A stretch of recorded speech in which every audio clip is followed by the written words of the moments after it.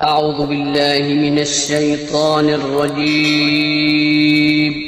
پناہ مانگتا ہوں میں اللہ کی شیطان مردود سے. بسم الله الرحمن الرحيم. شروع اللہ کا نام لے کر جو بڑا مہربان نہایت رحم والا ہے. اعوذ باللہ من الشیطان الرجیم. بسم اللہ الرحمن الرحیم. یا ایہا الذین آمنوا قوا انفسکم واہلیکم نارا وقودها الناس والحجارہ. آج ہم انشاءاللہ یہ بیان کریں گے کہ اگر آپ چاہتے ہیں کہ آپ کی اولاد دیندار بنے اور ان کی اچھی تربیت ہو تو آپ یہ کام ضرور کیا کریں.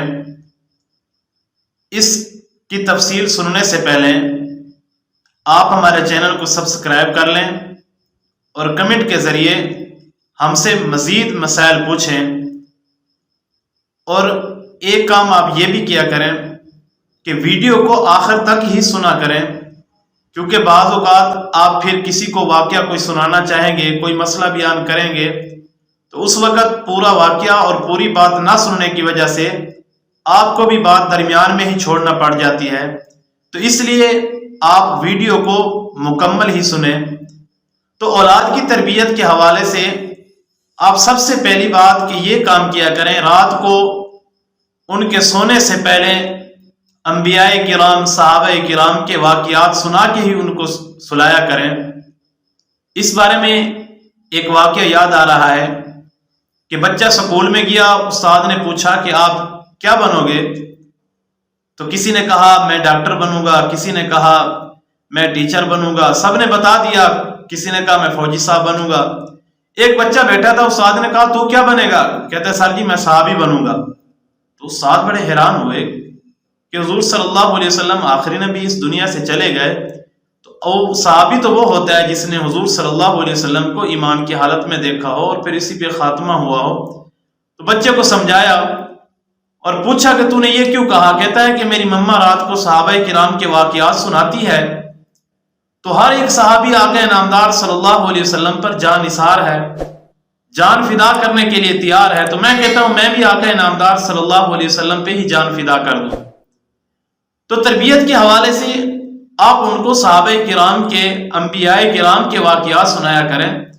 رات کو جیسے شیخ الاسلام مفتی محمد تقی عثمانی صاحب مدد عالی فرماتے ہیں کہ آپ بجائے ان کو ٹی وی پہ کوئی چیز دکھانے کے موبائل ان کو نہ دیں، کوئی چیز ان کو رات کو اس وقت میں نہ دکھائیں. مغرب کے بعد آپ ویسے ہی موبائل ان سے وصول کر لیں. تو اس کے بعد یہی ہے کہ آپ ان کو صحابہ کرام کے، انبیاء کے واقعات سنائیں.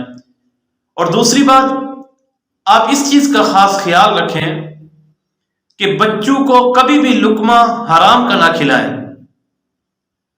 حضرت مولانا اشرف علی تھانوی رحمۃ اللہ علیہ کے استاد مولانا یعقوب نانوتوی رحمۃ اللہ علیہ انہوں نے لکھا ہے کہ ایک مرتبہ کسی کے گھر دعوت پہ گئے تو حضرت نے جب کھانا شروع کیا تو اس کے بعد کہتے ہیں مجھے کھانے میں ہی کچھ گڑبڑ لگ رہی تھی.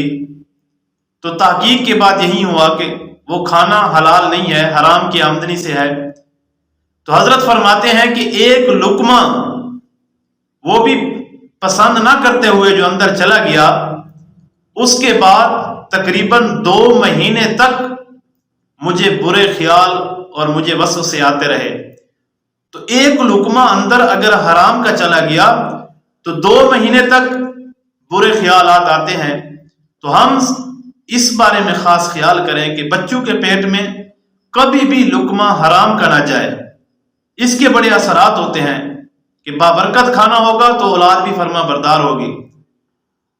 اور اس بات کا بھی خیال رکھیں کہ ان کے سامنے کبھی جھوٹ نہ بولیں.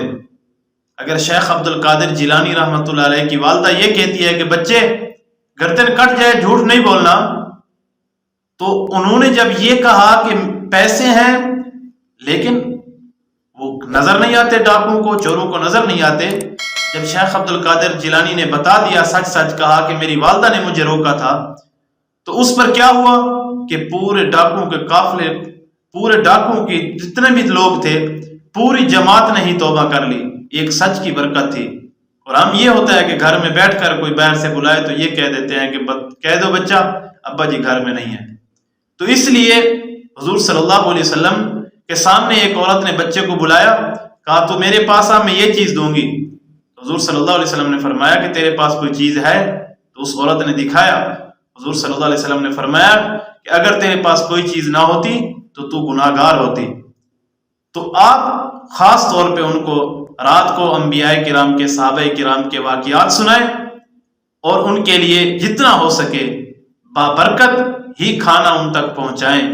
آج کے اس پرفتن دور میں کوئی کاریں, کوئی کوٹھیاں, کوئی مربع لے لینا کمال نہیں ہے. یقیناً سب سے بڑا کمال اور سب سے بڑا جہاد یہ ہے کہ اگر کوئی بندہ اولاد تک اس دور میں بھی لقمہ حلال کا پہنچا رہا ہے. السلام علیکم.